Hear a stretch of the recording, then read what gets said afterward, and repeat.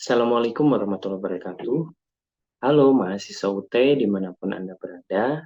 Kita masuk pada pekan ketiga mata kuliah pemantapan kemampuan profesional. Pada hari ini kita akan membahas topik tentang praktik perbaikan pembelajaran pada siklus 1.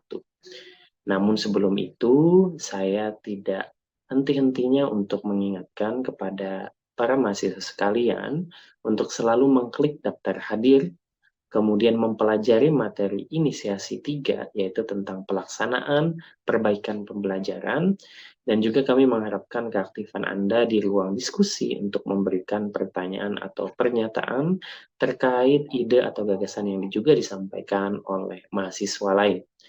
Penting kiranya bagi mahasiswa ya untuk saling bertukar pikiran terkait dengan bagaimana cara mencari dan menganalisis rujukan atau referensi serta memasukkannya sebagai kutipan untuk menguatkan rumusan masalah dan tujuan perbaikan pembelajaran.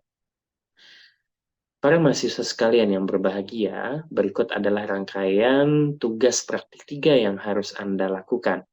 Yang pertama, memperbaiki dan memfinalkan uraian atau paragraf identifikasi, analisis dan rumusan masalah, serta rancangan perbaikan pembelajaran siklus 1, disertai dengan sisipan beberapa rujukan yang akan digunakan sebagai pembuatan laporan PKP.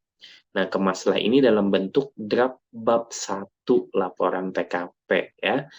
Nah, kemudian yang kedua, melakukan praktik. Ya, praktik perbaikan pembelajaran siklus 1 yang diamati oleh supervisor 2. Nah, proses perbaikan pembelajaran siklus 1 ini direkam dalam video pembelajaran dan diupload dalam bentuk link. Nah, untuk penguploadan link ada di LMS. Nah, kemudian lihat dan cermati juga hal-hal yang berkaitan dengan praktik perbaikan pembelajaran siklus 1 ini pada buku panduan PKP PGSD, terutama bab 3 dan bab 4. Perlu saya tekankan sekali lagi ya, bahwa praktik perbaikan pembelajaran ini harus Anda rekam. Dan agar video tidak terlalu berat, maka Anda upload dahulu di dalam link Google Drive ya, atau di dalam YouTube channel. Nah, kemudian linknya barulah disematkan di dalam tugas praktik 3.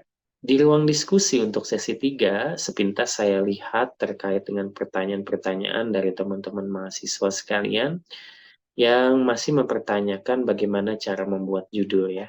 Nah, di sesi 1 sudah saya berikan tanggapan juga bahwa dalam menyusun sebuah PTK nantinya atau karya ilmiah ataupun PKP ini ya, itu dimulai dengan suatu masalah dulu.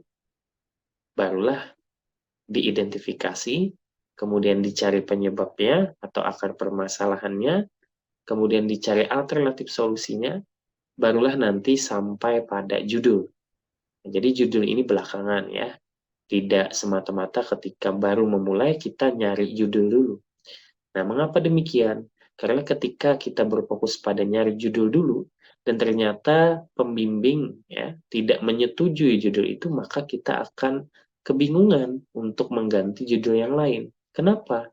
Karena masalah yang kita angkat itu masih belum mendalam, seperti itu.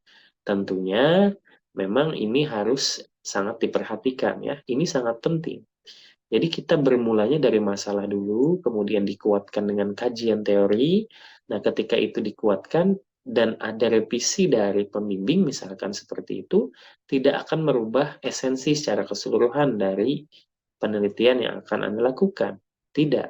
Tetapi mungkin kemasan saja yang harus direvisi seperti itu. Jadi bermulalah dari masalah dulu. Demikian arahan singkat dari saya terkait dengan sesi 3 ini. Jangan lupa untuk mengupload video dalam bentuk link tadi ya ke dalam tugas praktik 3. Terima kasih atas perhatian dan kerjasamanya. Kita ketemu lagi nanti di sesi keempat untuk sama-sama melakukan video conference melalui Zoom Meeting. Salam semangat dan sehat selalu untuk kita semua. Dan satu hal yang paling penting, jangan lupa bahagia. Assalamualaikum warahmatullahi wabarakatuh.